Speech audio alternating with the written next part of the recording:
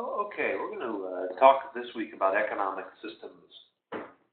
Economic systems are an important thing when it comes to macroeconomies and microeconomies as well, because the way your system is set up sets the rules for how your economy is going to function and who's allowed to work within that economy.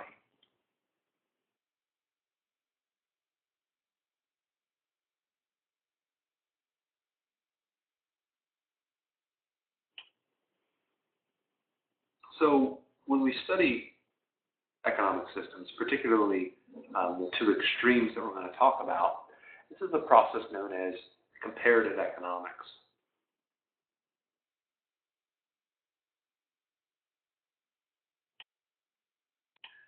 So what's the connection here? Economic systems, or comparative economics as a class into and of itself, can in fact take up multiple semesters as you try to understand the background and just the things that make an economic system function. We're going to be sort of cramming a whole bunch of information into a pretty small amount here, but the connection to business enterprise is really a quite important one. Your ability to do business is directly related to what kind of system you live in. We're going to be talking about different systems this evening, particularly the extremes of capitalist and socialist, but there's variations on this theme throughout the world. There's the European socialist model, there's state-run capitalism, there's regulatory systems, dictatorships, and anything you can possibly think of in between. So understanding something more about these systems helps us to understand how businesses do business, and also to an extent what policies we should expect to see if you're living in a system that is moving in a particular direction. But tonight what we're going to do is we're just going to look at, or we're going to primarily focus our attention on the two extreme economic systems of capitalism and socialism. That being said, part of looking at economic systems involves this notion of economic freedom. There is a vast amount of literature that examines economic freedom and the role of economic freedom on how economies grow or whether they grow or not. And a lot of these notions of freedom are tied into the type of economic system that a country possesses. Just defined, economic freedom is the fundamental right of every human to control his or her own labor and property. In an economically free society, individuals are free to work, produce, consume, and invest in any way they please, with that freedom both protected by the state and unconstrained by the state. In economically free societies, governments allow labor, capital, and goods to move freely and refrain from coercion or constraint of liberty beyond the extent necessary to protect and maintain liberty itself.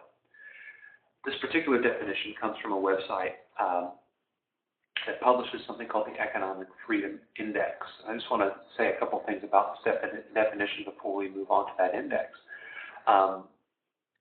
Economic freedom is not a situation that promotes anarchy. It's not a government-less state. Economic freedom relies upon government to enforce and protect freedoms. So that's something important to understand.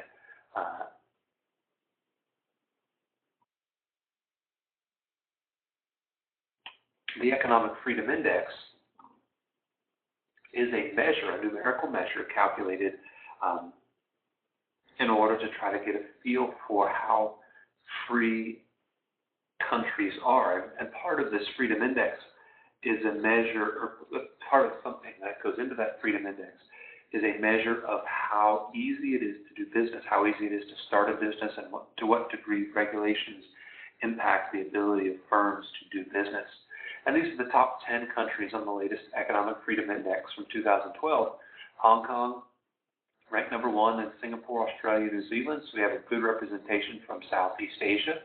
Then Switzerland, Canada, Chile, Mauritius, Ireland, which kind of interesting. Ireland's the only European country there on the top 10, and then the United States. So we see countries that have,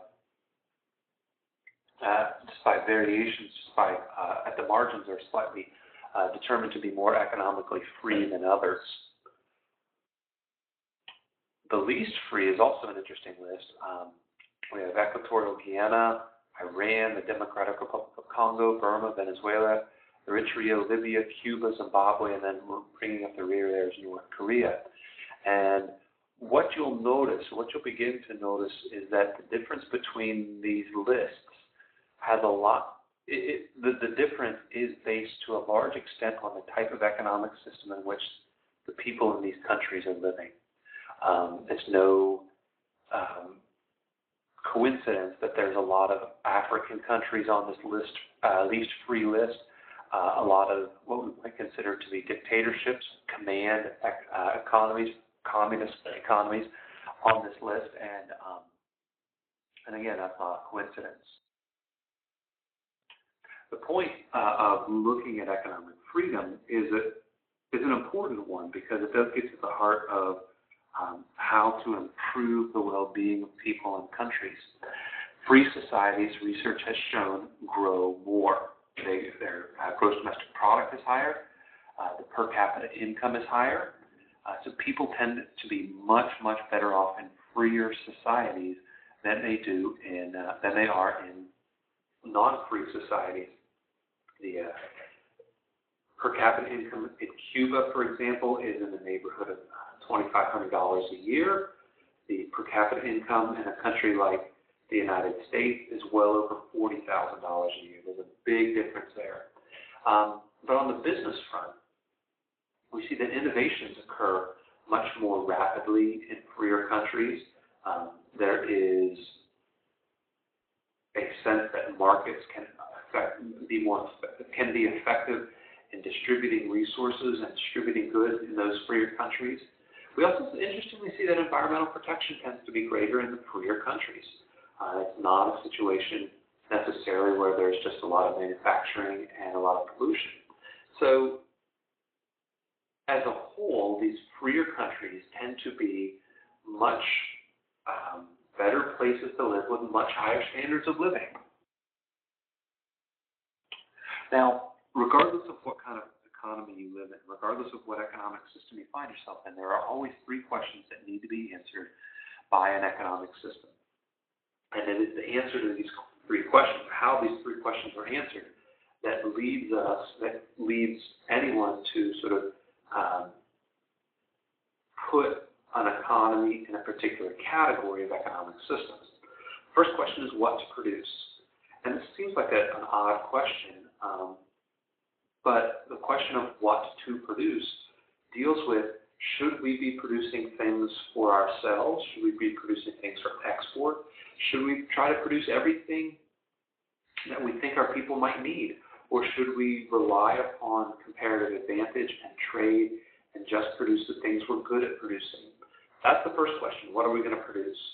The second question then becomes, how are you going to produce it? And again, that question seems a little bit odd to us, but what this drives at is, should it be produced by individuals?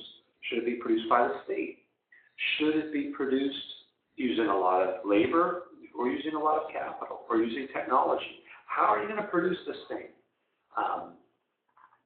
That's the second question. And finally, for whom will the goods be produced? Will they be produced for whoever can pay for them? Will they be produced for certain segments of the society, whether it be the wealthy, whether it be the well-connected, whether it be just simply people who are we going to sort of evenly distribute these resources, these goods that are produced? Will it be produced for people overseas? Will we may have export production, or is that all going to be held in our country? These are the three questions that need to be answered. What's going to be produced? How is it going to be produced? And for whom will things be produced? Every economic system answers these three questions.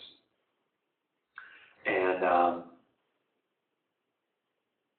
some answer those questions more directly than others. So, when we look at economic systems, we typically look at two extremes. We look at something called pure capitalism. Pure capitalism is an economic system in which most resources are owned and most relevant decisions are made by private individuals. These are the decisions that, at least in the United States, we're familiar with. People get to choose what they want to do as far as their occupation. People choose what they want to produce, at least within some constraints, some limited constraints. They choose how to produce it, for whom things will be produced, again, with some minimal constraints.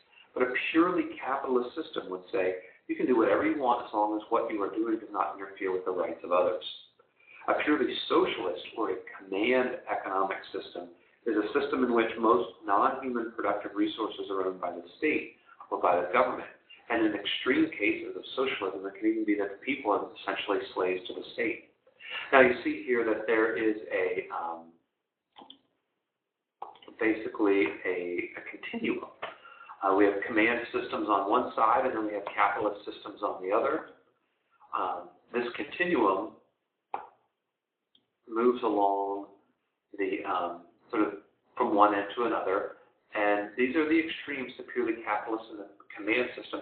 Most economies are going to fall somewhere in the middle, somewhere to the left, to the right of those two extremes. But we want to understand the extremes so that we can understand sort of what the what countries in general have, what kind of systems they have, because they take little bits and pieces from each, the capitalist and the command system.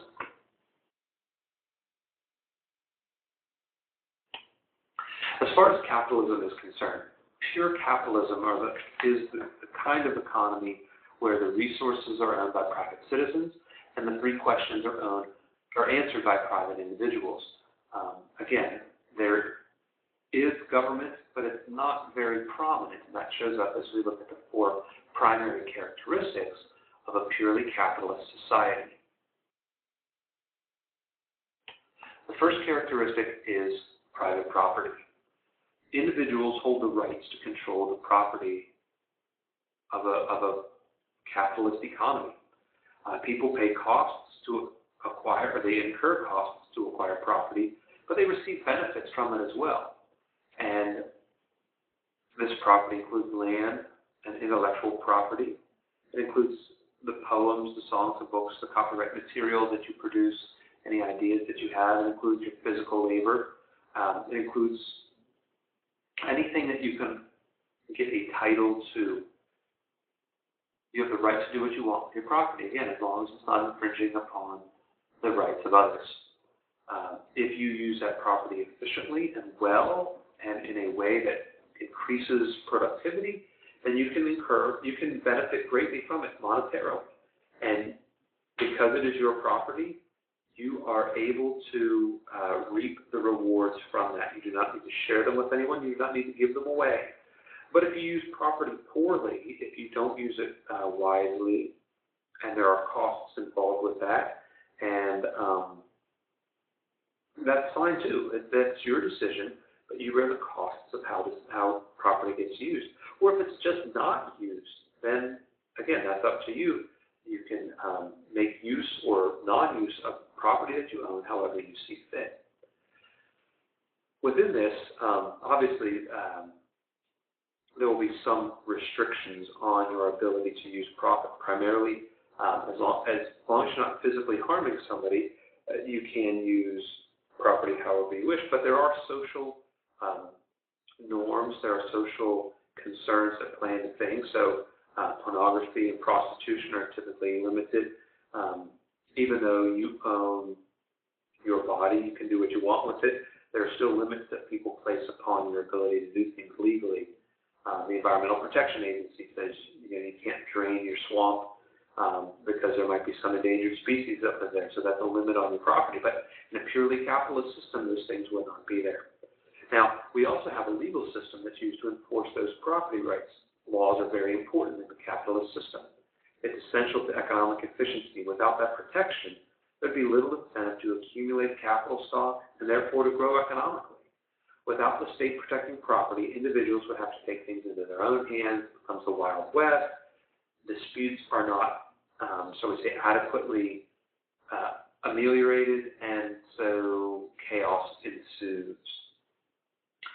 In short, the ownership of private property and the defense of it by a well-functioning legal system promotes the efficient use of resources. second characteristic of a capitalist economy is something we call free enterprise. Free enterprise is the freedom to produce and sell or purchase and consume goods without government interference. You can basically buy and sell and engage in commerce in however you see fit. You can choose your own line of work, as I mentioned.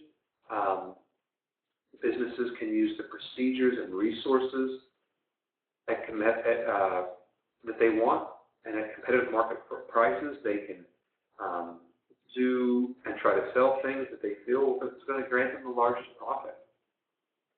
Consumers can buy what they want and do what they want with their money, and that leads us to the idea of what we call consumers being sovereign. Consumers are sovereign, they vote with their dollars. Basically, consumers determine what gets produced in a market system. Now, you may not know what you want. Steve Jobs is sort of famous for developing things and products people didn't know that they really wanted, iPods, iPads, that kind of stuff. And so you create things that convince people that they want them. And if you're able to do that, that's fabulous. But if you can't get consumers to vote with their dollars to say that what you are producing is a good thing and they want it, then you go out of business. And so you're free to succeed and you're free to fail. There's plenty of examples of this in the world. There's sort of the sports examples, things like the XFL and the WUSA Women's Soccer League, and to an extent the WNBA, are things that people have voted on with their dollars, and show that they really don't want very many of those kinds of things. There's the vain attempt by the Coca-Cola Corporation to change the formula of Coca-Cola, and they marketed something called New Coke, and it flopped miserably because consumers took a sip and they said, this is not what we want. And sometimes things come and go. So demand for SUVs changes as people's incomes go up and down, as the price of gasoline goes up and down, and consumers vote with their dollars whether they want SUVs or whether they want electric cars. Consumers vote with their dollars on those kinds of things.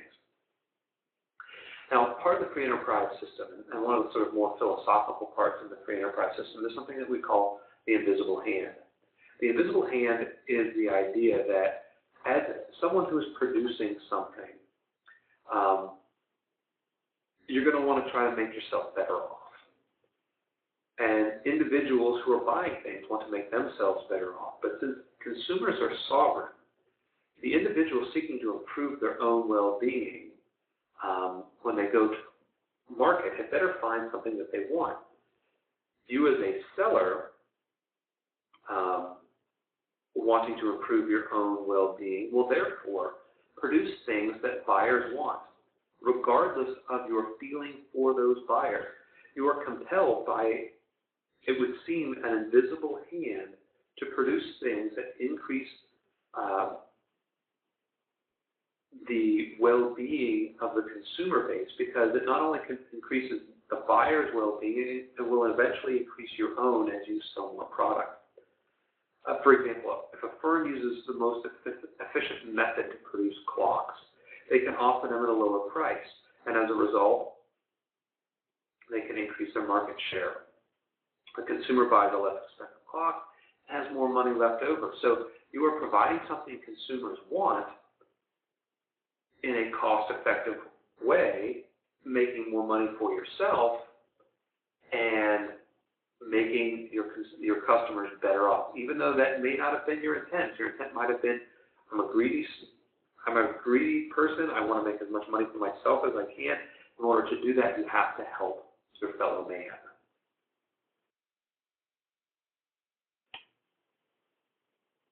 In a capitalist system, we also see that markets tend to be very competitive, for the most part, not all the time, but there's lots of competition. At least there's the potential for competition.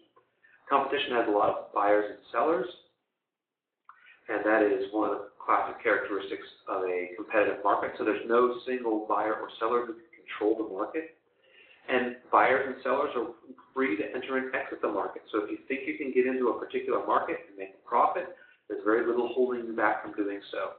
And if you're losing money or you're just bored, you can just leave the market when you feel like it. There's no single entity to control the market due to the large number of competitors, and as long as there's the ability to enter and exit the market, you will find that resources move to where profits are being made, and that gets resources to their highest valued use.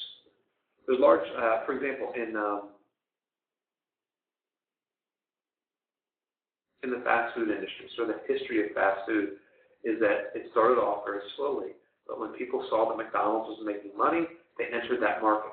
They were free to do so, and even though McDonald's is a big player, they don't have the ability to control everything in the market. McDonald's one time tried to raise the price of their food, and what happened is they just lost a lot of customers because there's lots of competition in that kind of market. The final characteristic of a competitive system is what we call laissez-faire or limited government.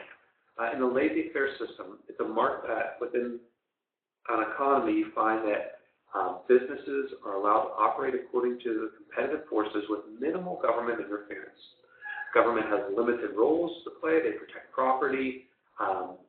They provide the legal system.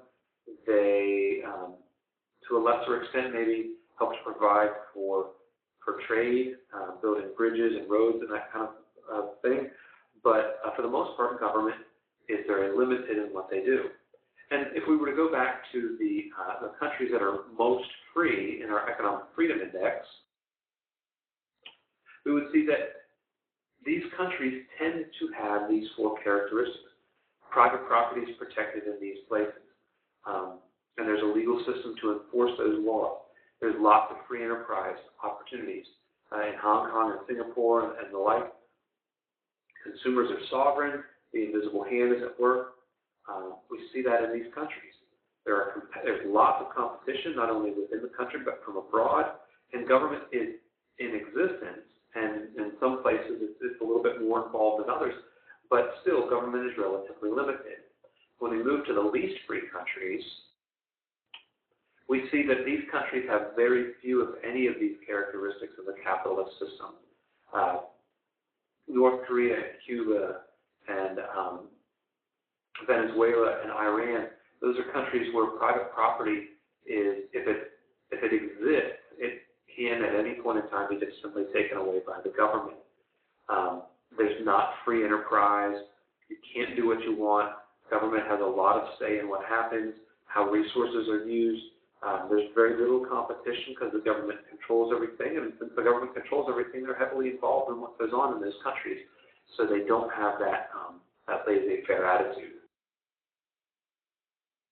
In fact, those countries on the least free list are what we would consider to be command economies.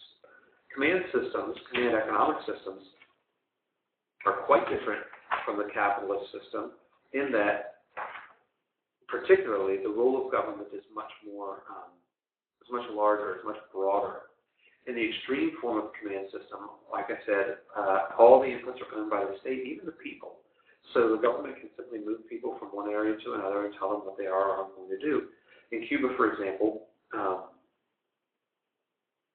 students are taken from schools to help with the sugar crop, and that doesn't receive a whole lot of question because the government is able to allocate the resources to where the government wants them to be.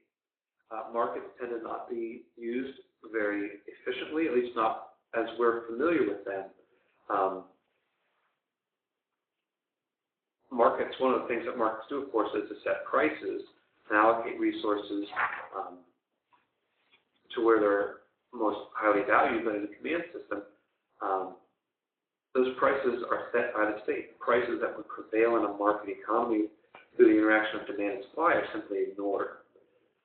The state controls pretty much everything, and consumers play a very passive role. So as far as comparing command systems to a capitalist system, if we were to take the four characteristics of capitalism and turn them on their head, we'd have the command system.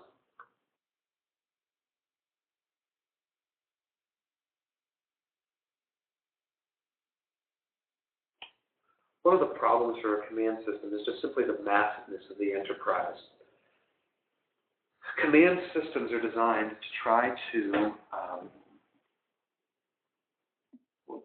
to basically manipulate and control an economy. And that's a really, really hard thing. It doesn't sound like it if you say, well, we're going to make the prices of all these products X. Then, that would be one thing. But if you're controlling production from start to finish, that means you have to know how to do everything. And you have to be able to adjust to the changing circumstances. And so let's, for example, take a look at the former Soviet Union. One of the more longer-lasting command systems in history. The Soviet Union was set up in a series of 5-year plans. So the 5-year plan would guide the economy until it needed to be revised. The State Central Planning Agency controlled output targets, controlled resource allocation, and it had basically a centralized stock for 200,000 enterprises from steel mills to bakeries. The Central Planning Board then attempted to ration resources to those industries so that they could get the inputs that they needed when they needed them, and then the final product would show up on the shelves for the customers. However, nobody in that planning board really knew how to make anything. And it wasn't that they were dumb people necessarily, it's just that the process of production is so immensely complicated if you break it down into its component parts that no one could really put these things together and have them work very well. So let's say we're baking bread. In order to bake bread, you need bakery, and you need some machinery in that bakery. You need to have a source of yeast and water and flour. Now, if you were just setting up a bakery, you could do that on your own. But if you were also responsible for making sure that you had water, you need to be in charge of the plumbing system. You'd also need to make sure that the water is sanitary, that there's enough of it. So that's part of your job now. And if you need to make sure you have yeast, you have to make sure that however you collect the yeast, you have to make sure that the yeast gets to the baker. And you have to make sure that you have the wheat grown at the right time, that it's shipped at the right time, that the seed gets planted, it gets fertilized, watered, harvested, taken to market. And in case the truck breaks down, you also have to know how to fix that because you are, remember, in charge of everything. It's not that people in a command system were necessarily dumb, wicked, or evil. It's just that they could not possibly control every single phase of every single industry that they sought to control, at least for any length of time before things started to fall apart. If there was a drought in a part of the Soviet Union and the central planners didn't know about that drought in time, then there might not be bread for people to eat. Markets are amazingly efficient at transmitting that kind of information very quickly to people who need to know it. And in market economies and capitalist economies, not everybody needs to know everything. In a command system, your central planning board needs to know absolutely everything about everything. And if they don't know it all, then things don't get produced. Examples of these command systems are places like Cuba, where the Castros have been reigning for 50 years. So we have Fidel Castro and his brother Raul. Here's Fidel down here. He's been in charge for quite a long period of time. There's lots of people who, well, that's Fidel. In North Korea, we have the Kims. We have Kim Jong-il and Kim Jong-un, and they've basically been in charge of everything. In Saudi Arabia, where the economy is maybe more planned than command, we have the House of Saud. So here's one of the here's the king of the House of Saud, and of course we have Mahmoud Ahmadinejad here in Iran.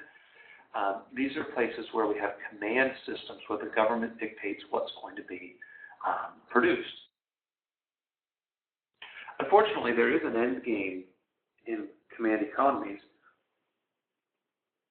We have long lines for things that may or may not show up on the shelves, whether it's bread or clothes or oil or gasoline. It tends to be that goods are rationed and people never get enough of what they really want.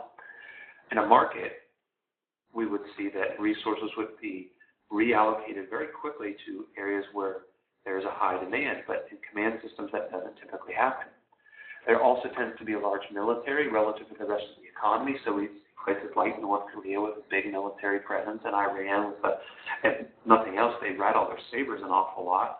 And in Cuba, of course, there's the secret police and the connection with the former Soviet Union, where there were a lot of weapons brought in. So that tends to be one of the outcomes. And then oftentimes we see that people try to leave. Here you see a picture of Cuban, sort of the boat people trying to get out of Cuba by any means necessary. The stories are typically people trying to get out of Cuba, get out of North Korea, not get into those places, because people simply don't want them. And then, of course, you have the actuality, sort of the historical reality that command systems always end up as failures. Either there's a cult of personality, and when the person dies, when the person dies, the economy falls apart, and more sort of free market ideas move in, and people see what people in other countries have, and they typically want a better lifestyle for themselves. So that tends to be the outcome in command systems, at least as far as we've seen. Now, in reality, there aren't any purely capitalist systems. There aren't any purely command systems. All economies have some mix of capitalism and command, but we call most economies mixed economies. The question is, of course, how much of each do you have? Even Cuba has markets.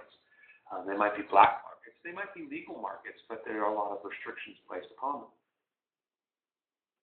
And so what we see is that the question that arises is, okay, what do countries have?